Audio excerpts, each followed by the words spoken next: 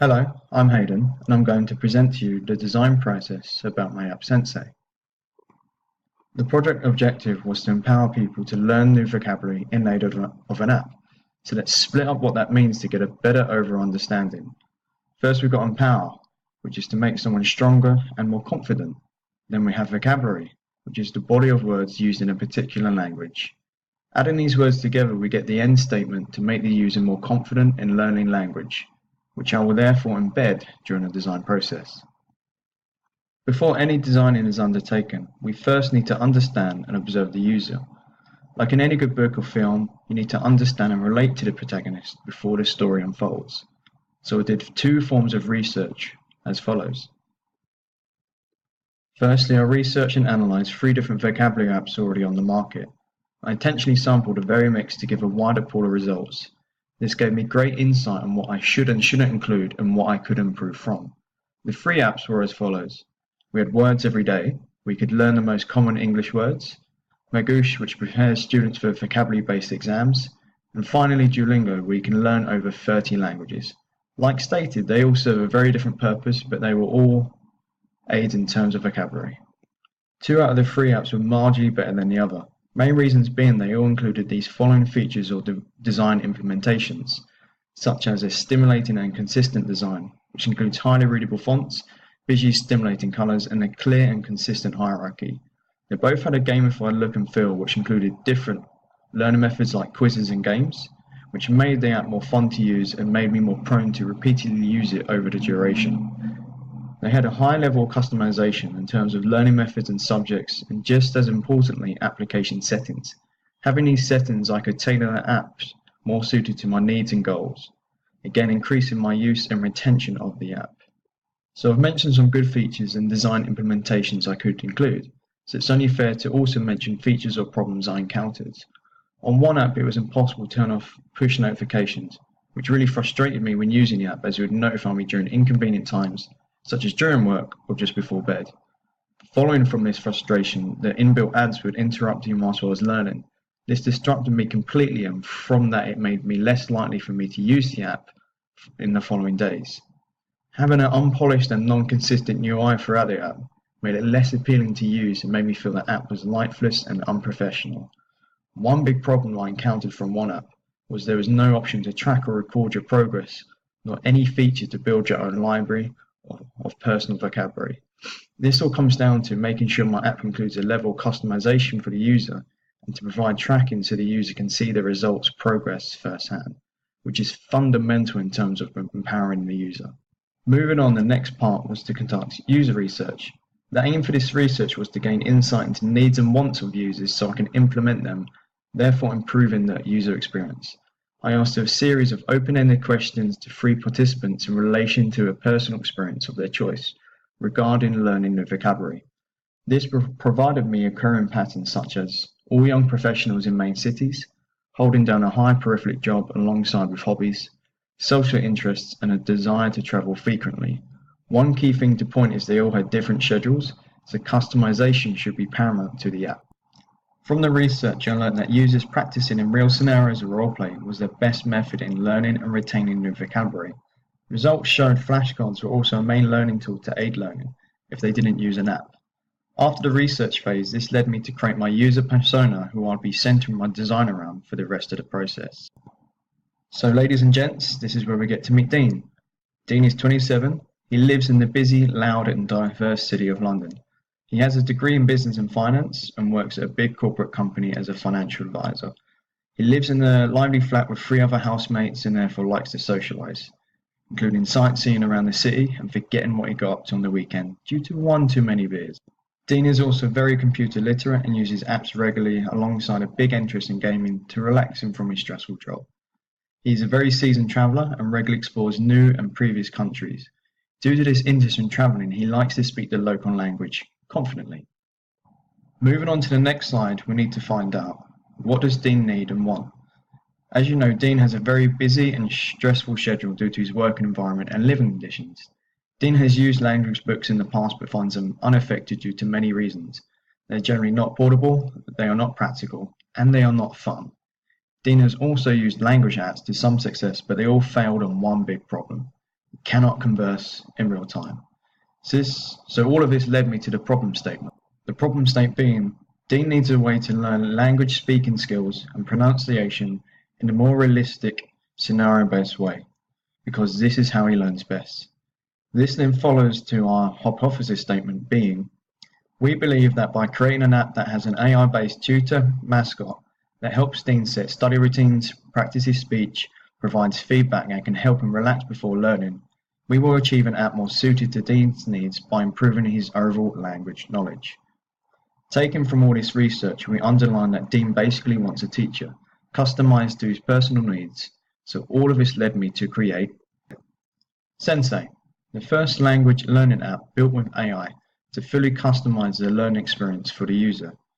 Can converse in real time with the app's AI generator, short, clear lessons with a gamified feel, provides constant personal feedback, including a reward system like badges, completion certificates. They're all shareable online and printable. Can help you improve focus by encouraging tips and better etiquette, includes a meditation feature for full mindfulness. Fully customizable to your needs, including choosing the subject, choose the time period, like setting up short, medium, long-term goals.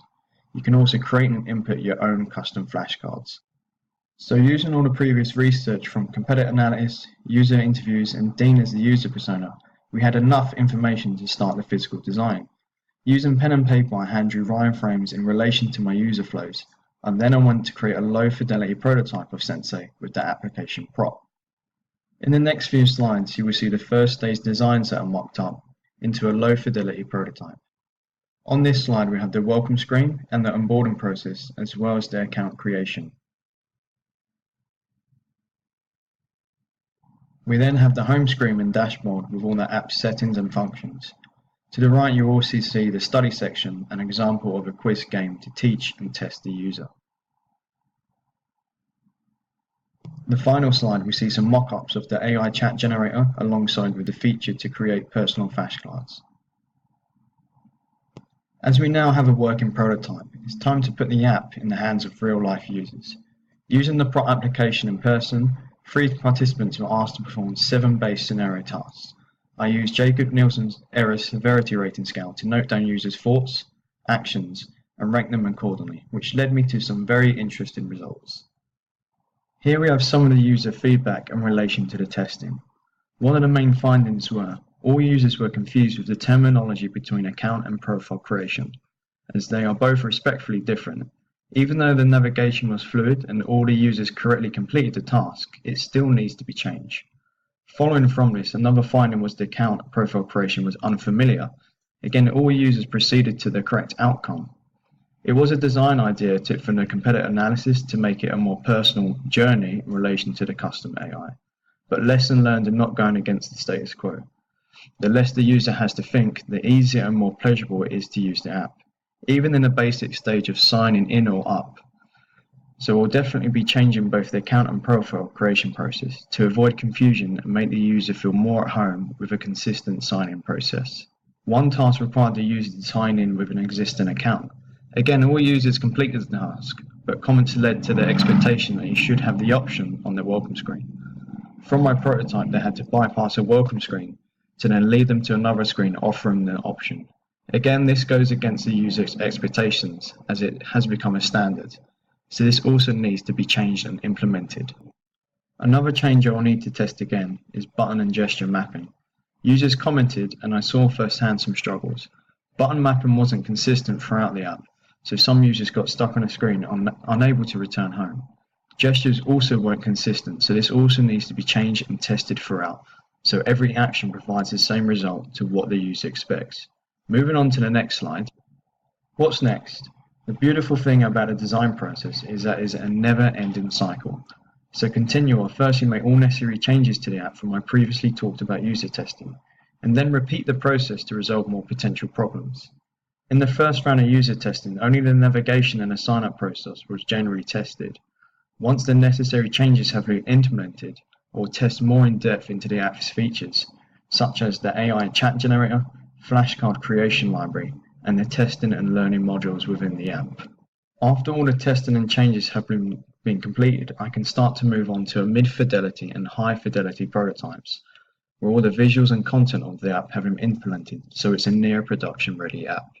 This now concludes the end of this project, but I want to recap the main elements I learned and enjoyed. Before starting this project, I never truly appreciated the many great apps and websites for their flawless experience. There is a design process behind every page, every screen, every word, which generally comes back to the well-known book title, Don't Make Me Think. I learned from user feedback that I should follow the patterns used from existing designs, as generally they are what a user expects. Anything that goes against expectation or requires more cognitive thinking can generally have a negative effect on the user's experience. I really enjoyed the research phase of the project. Without first noting firsthand what's on the market and how it serves its purpose, you cannot begin to relate or understand. Using existing apps, trying to use them as a real user to then critique them from a user's perspective, but also a business and designer's view. User research and user testing was also the highlight of the project for me. I enjoyed listening and questioning the users, using a very specific set of questions and tone. This made me realise how important it is to structure the questions well. Tiny variations can impact on results dramatically. User testing was great to physically see your design come alive in the hands of users. How they observed and interacted with it was such a great eye-opener. This is because when you've been surrounded by your design from start to finish, you begin to lose your user eye and fail to see it in any other way. What makes sense or is clear to you doesn't relate to the end users. To finish, I thoroughly enjoyed this project and understand the many different skills needed for UX. I'm looking forward to developing them for the future immersion project. So thank you for your time and I hope you enjoyed my presentation.